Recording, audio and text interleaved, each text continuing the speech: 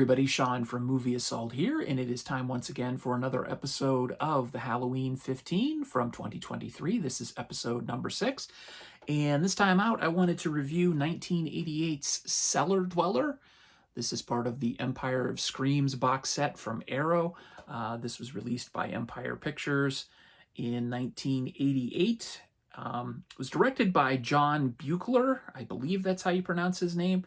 And I'll actually get back to him in a second, but it also stars Deborah Maloney, who is now known professionally as Deborah Ferrantino, Vince Edwards, Brian Robbins, and Pamela Bellwood, and Yvonne DiCarlo. Most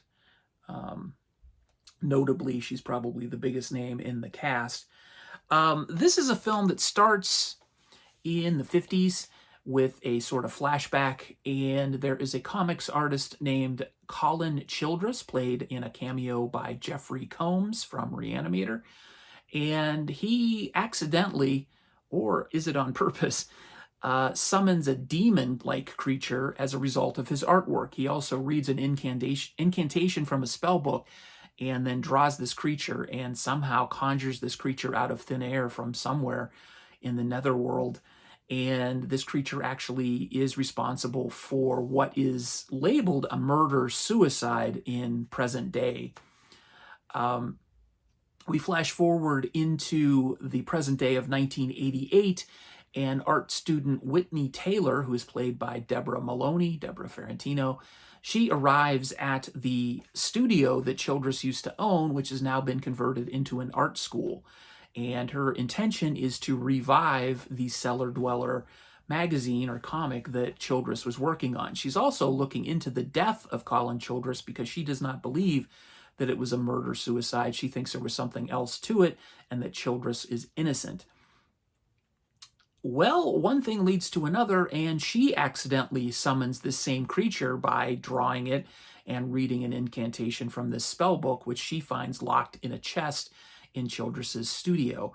And once this demon has been resurrected, her fellow students start to disappear one by one, and she, along with fellow student Philip, who is played by Brian Robbins, have to figure out how to rid the world of this creature.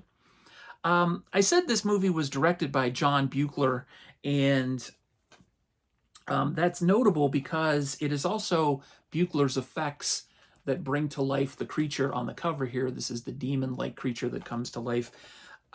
So mainly this movie feels like a showcase for his makeup effects more so than a cohesive story.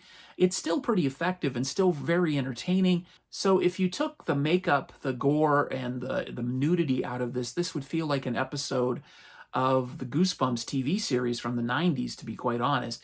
There's not a lot of depth to the story, and it's not particularly scary, but it is entertaining, and it's sort of almost a family-friendly horror film with a lot of gore and nudity.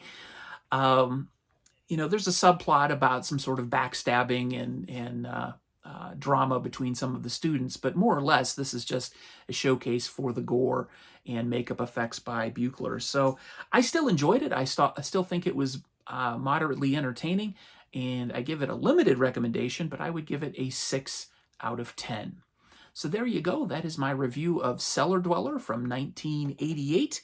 Definitely check it out if you can. If you were able to get a hold of the Empire of Screams box set from Arrow Video, definitely check this out.